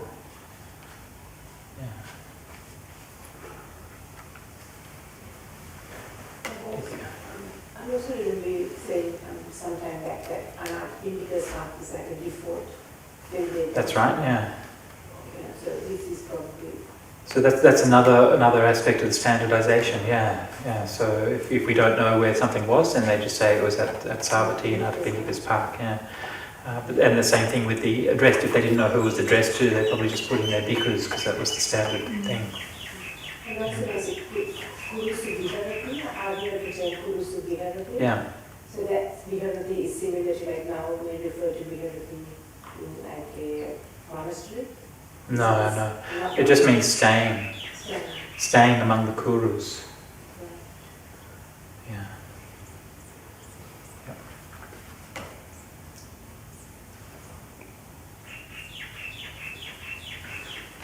Okay. So anyway, I've used monastics here. It's a little bit not entirely happy with it, but we'll see how we go. Venerable Sir, they replied, and the Buddha said this. Monastics, this is the path where all things come together as one, to purify sentient beings, to make an end of pain and sadness, to get past sorrow and lamentation, to reach the way, to witness Nibbana, that is the 4 kinds of mindfulness meditation. Okay, so here a few things that need some explanation, so I've called it the path where all things come together as one. And Pali is ekayana maggo, ekayano ayam bhikkhave maggo. Often translated as the only way or the direct way and so on and so forth. I did a long study of that particular word in the history of mindfulness, which is very, very interesting.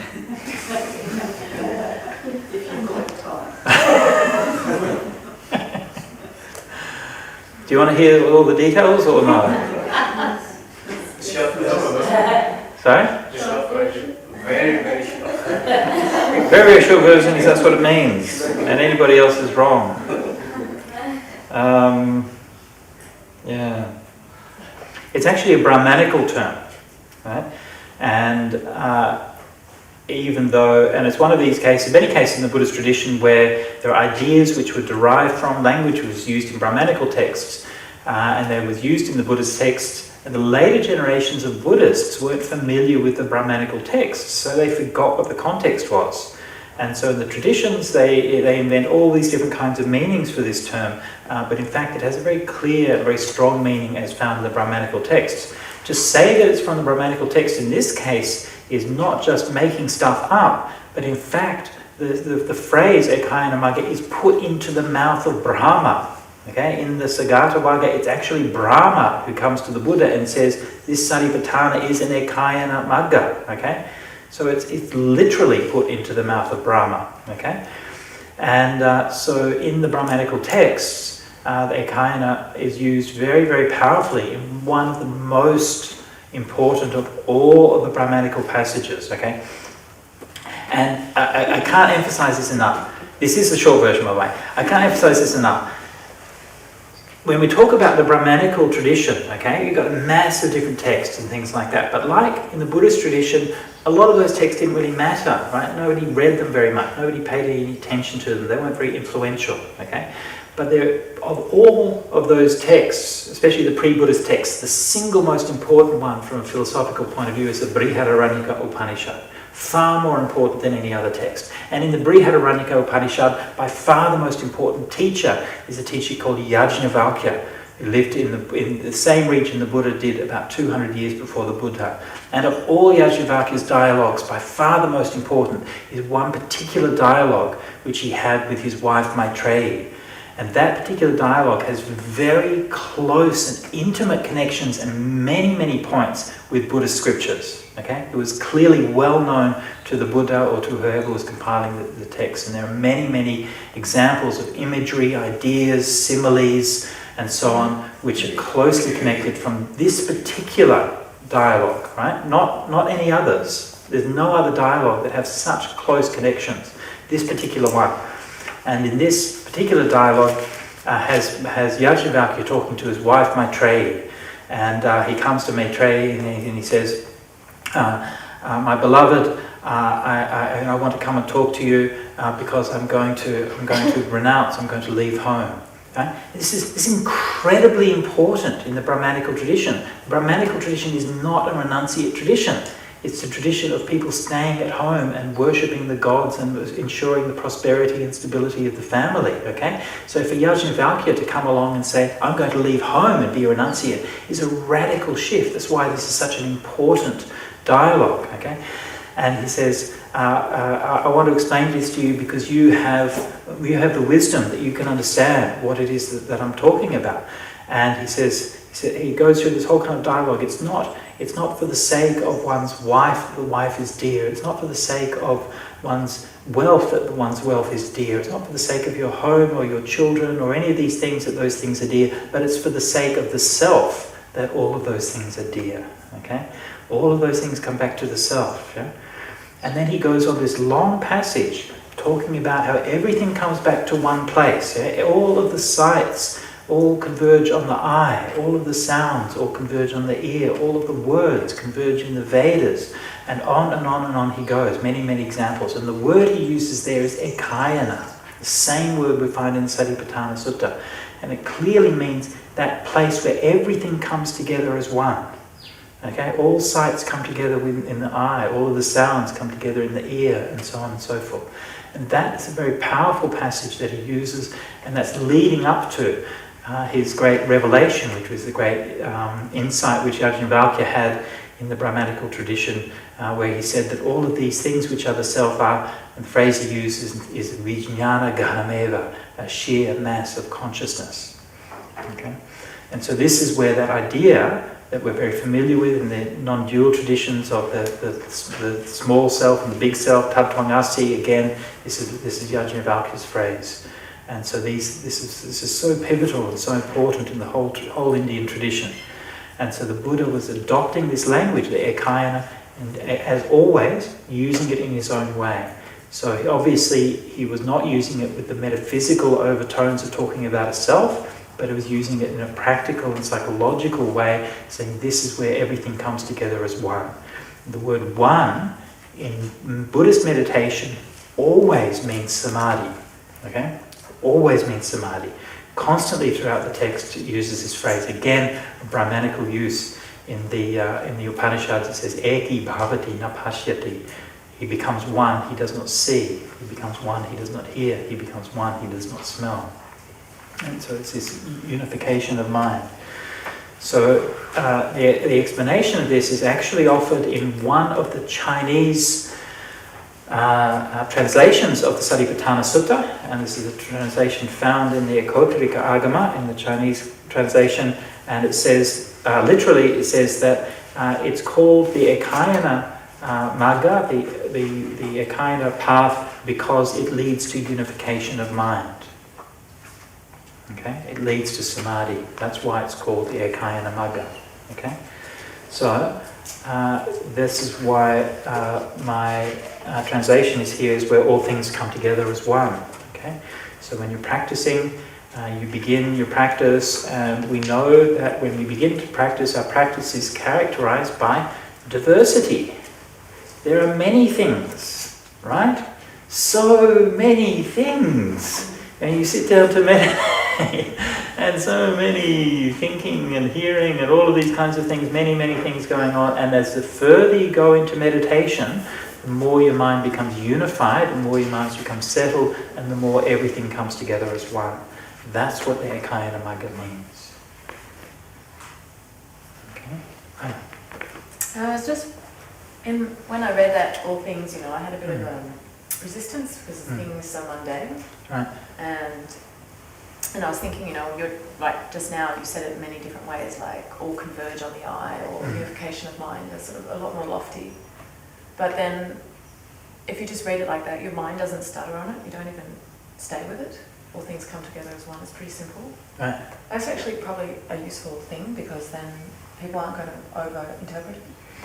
Right. Because if you have unification of mind or convergence on the I, people start to interpret that based on their own experience. Yeah. Because they haven't got, and it just leads to a lot of confusion sometimes. Yeah.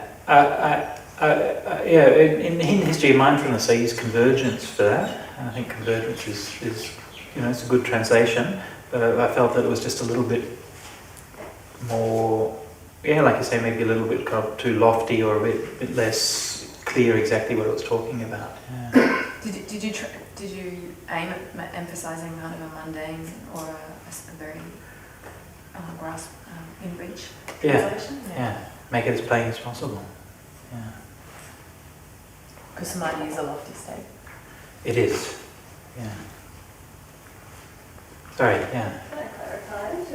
So what it's referring to as all things is basically, so it's a methodology for developing the mind in a unified method. So you're not talking about all the teachings or anything like that, you're just talking about mental training in itself.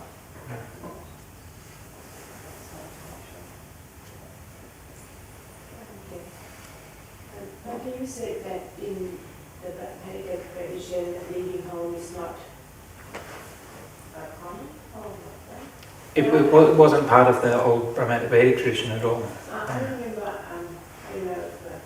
there are the 4 stages they talk about, and I can't remember all 4. One is like Brahmacharya, and last one is sannyasi. Yeah.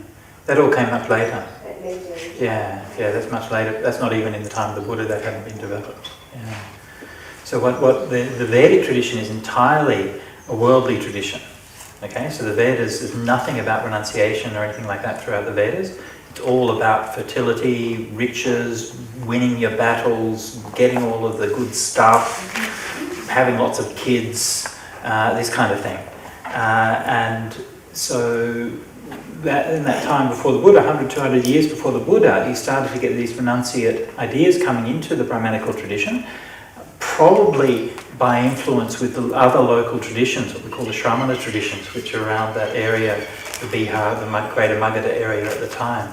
So they sort of came into contact, and so it's like it's an evolving and changing tradition, as all traditions are.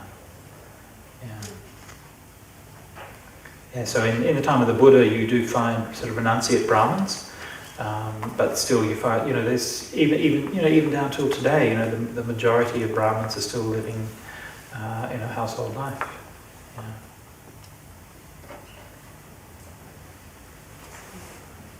Yeah. I'm still just a bit confused as to what things refers to. It doesn't refer to anything. Because in the Brahmanical sense, it's all sense experience. Right. And in the Buddhist sense, samadhi is sort of defined by an absence of sense experience. You let go, sense experience. So it's the unification of mind. So Yeah. the things of the mind, or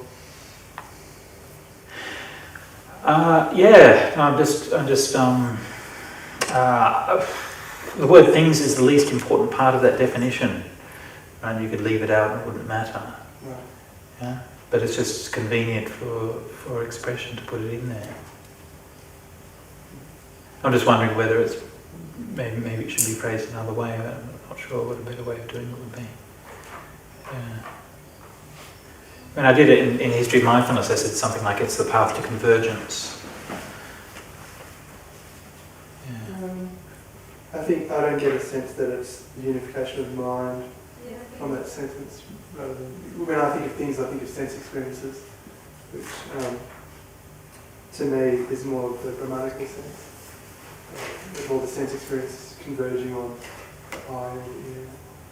This is in the context of meditation, though. Yeah. So there's no reference to anything else. Mm.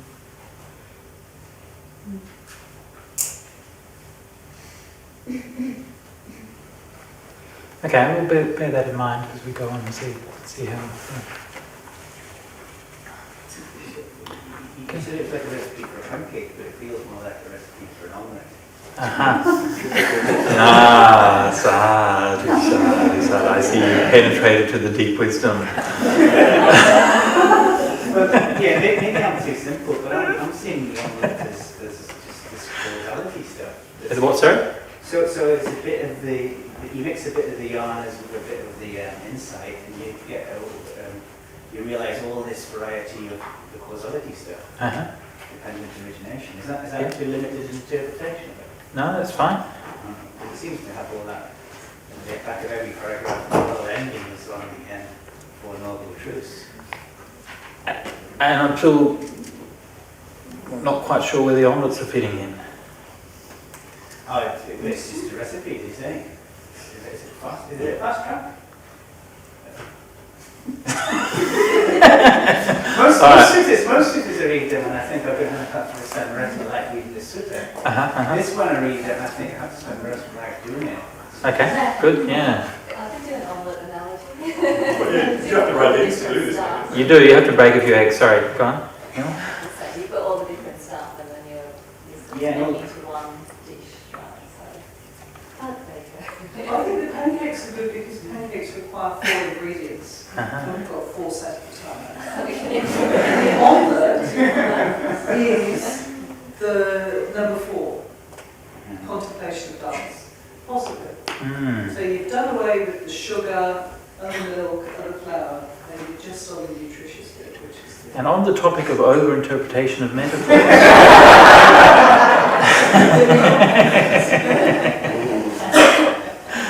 But I mean, it is interesting. You can see how this sort of becomes a thing. And I'm sure the Buddha went through this many times. He's like, it's just metaphor. And but there must be. No, it's just something I thought of at the time.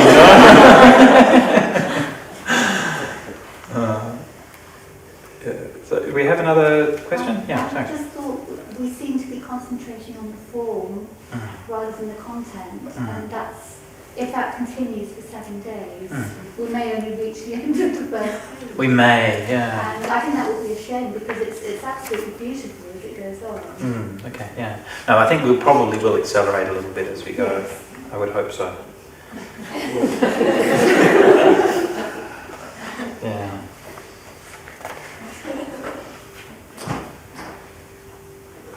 Okay, so all things come together as one. The next phrases are, I think, fairly straightforward. They're basically all just synonyms for basically that's the purpose that we're practicing to purify the mind and suffering and so on and so forth. And then finally, I've translated Satipatthana as the 4 kinds of mindfulness meditation. Again, just striving for a very literal, not for a very literal, for a very sort of direct translation, trying to say, well, what does it mean?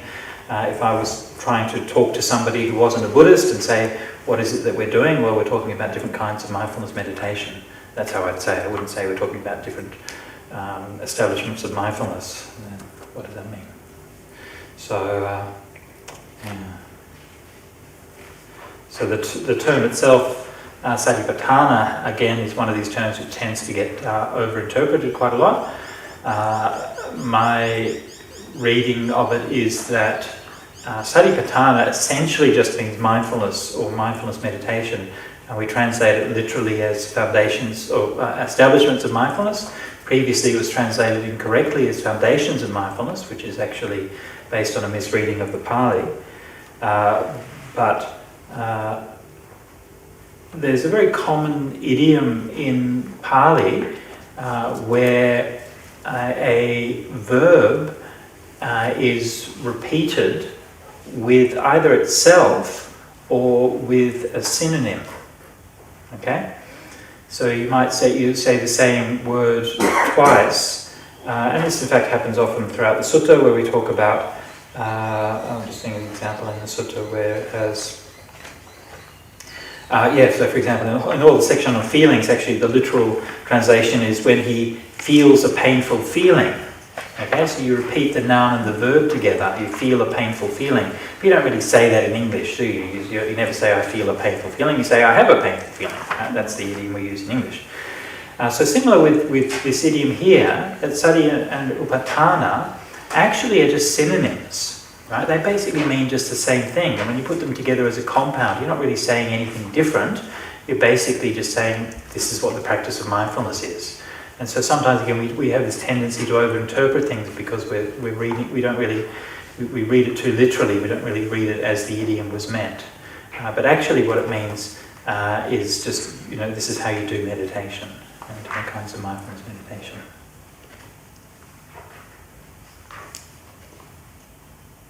Okay, and so far we've talked for 3 hours and we haven't yet discussed what actual mindfulness means.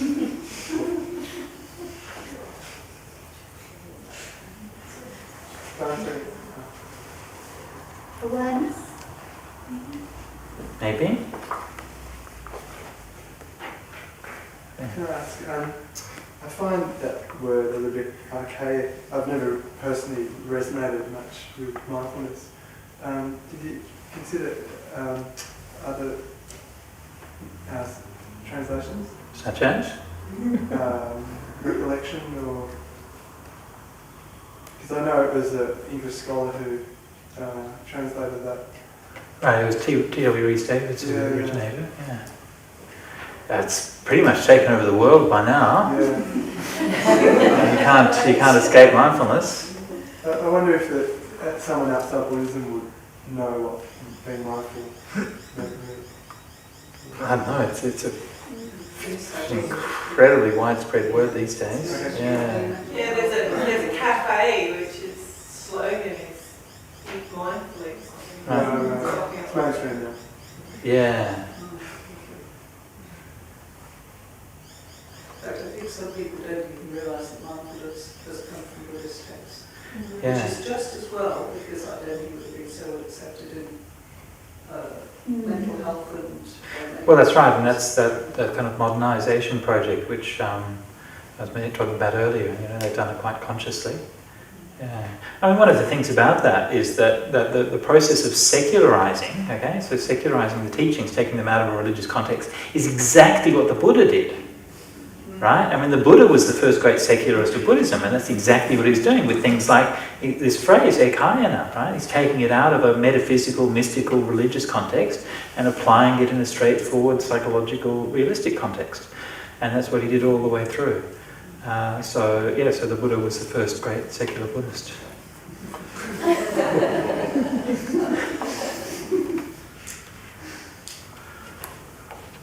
Yeah.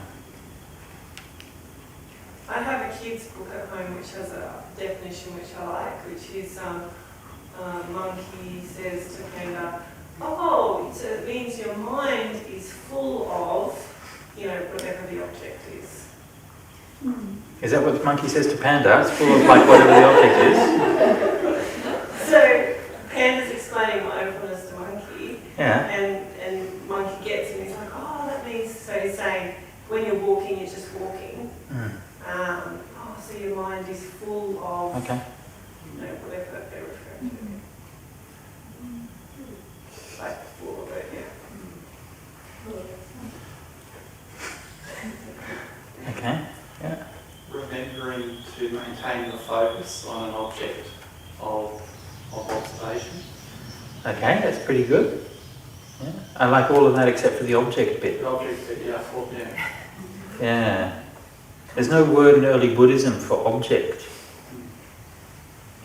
which is interesting. Yeah? In the sense like an object of the mind. As an absolute separation. Yeah. Yeah. Contents. Something like that, contents or Teaching. phenomena. Sorry? Teaching. Remember the teaching. It's one meaning in mindfulness to remember the teaching. Yeah. Being in the present. Sorry? Being in the present. Being in the present. Yeah.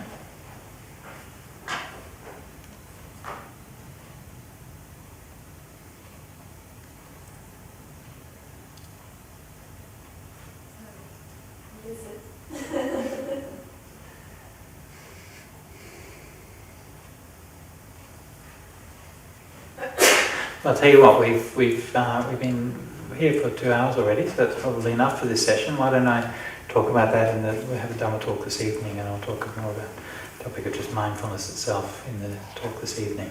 Does that sound like a good idea?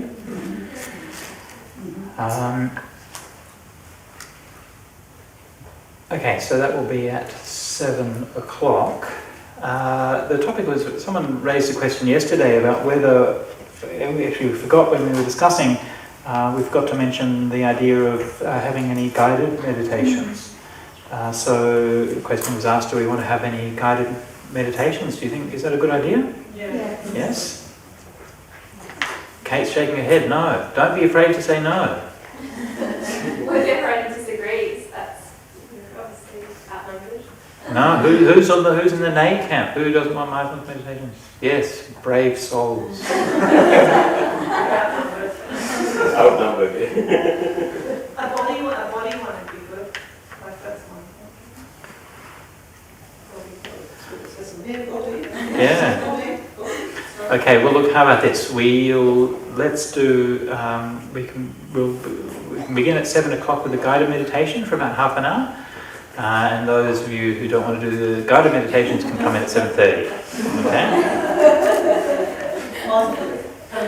Seriously, I mean, if you don't like to do it, that's fine. You can go and meditate by yourself or whatever.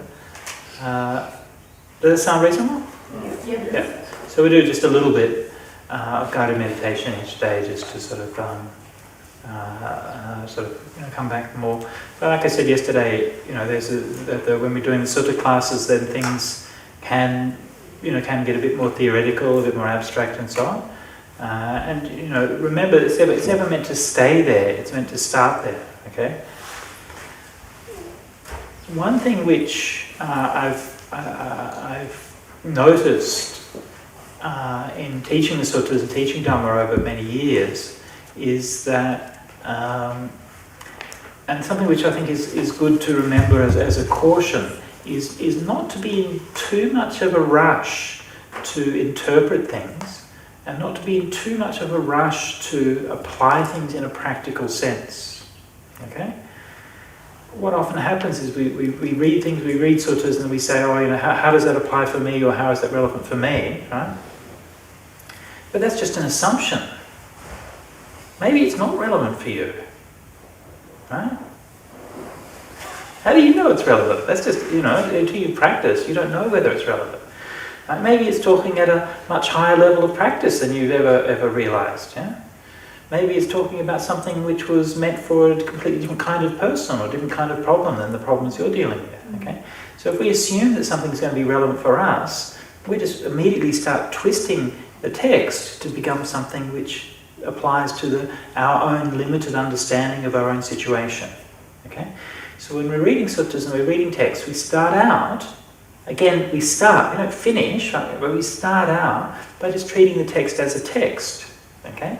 What does it mean? What's it talking about? What kind of thing is it trying to say? Okay?